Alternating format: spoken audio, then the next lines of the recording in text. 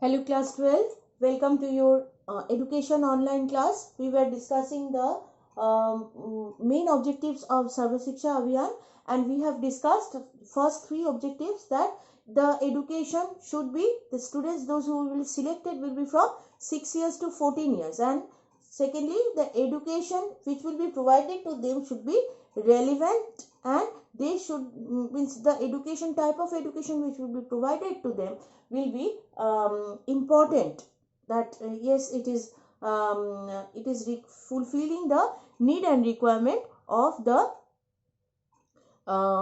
of the students. And thirdly, the abhiyan, the members of the abhiyan will select, will choose, will collect the data of those students, those who are living in a very adverse situation, very difficult situation, where they cannot see people, as I have told you in the previous video, that when they are unable to eat their food, they are not getting their basic shelter to protect themselves. So how they will teach their students? So it is the decision of the abhiyan, the people of this abhiyan, that they will select, they will choose the place where this people, those who are living below poverty level, or those who are in a very bad socio-economic condition.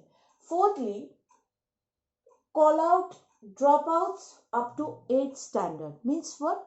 So the next motive or objective of the Sarva Shiksha Abhiyan was to give the children the basic education, those who are dropouts. What is the meaning of dropouts? Those who have left studying, those who have left, those who are left out, those who do not continue or unable to continue their education. So this Abhiyan will fulfill the basic education up to class 8. The students, those who are dropouts, those who have left their education, who have stopped getting education, they will be bringing them back to the mainstream of education, was the immediate next motive of Sarva Shiksha Abhiyan. Next is to remove obstacles behind receiving equal opportunity. See, equal opportunity, actually, if we consider earlier days, the main socio-economic strength was on the upper class of the society, and mainly it was on gender base. The education was being discriminated because girls were not allowed to get education, whereas boys used to get education. So through this Sarva Shiksha Abhiyan, or education for all movement, all these discriminations, all those barriers will be removed. Obstacles means barriers, those who are becoming, in Bengali we call badha.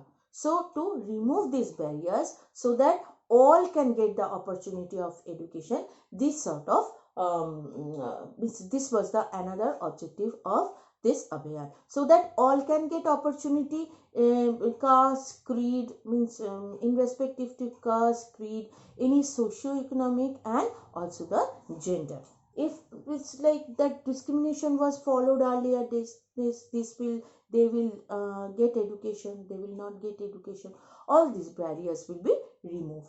And finally, making children aware of the environment. See, when we are living in our society, when we are staying in our society, we are a part of the society, and our world, our environment cannot run without us. So if we do not lead a life, a healthy life, if we do not live a suitable life for our environment. Nowadays we are cutting trees for making different industries, and that is hampering our environment. So to make the upcoming generation aware about the existence of and the importance of the environment was the last and final objective of Sarva Shiksha Abhiyan. So the people thought of doing something which will not only educate the people, but making them conscious about where they are staying and how they should stay, and that will be succeeded with the help of making the students aware about the existing environment where they are breathing, where they are getting their life, where they are able to stay, and so they can make their environment more better. Okay, so this is all for today. Next day we are going to start with the principles and other points. Thank you.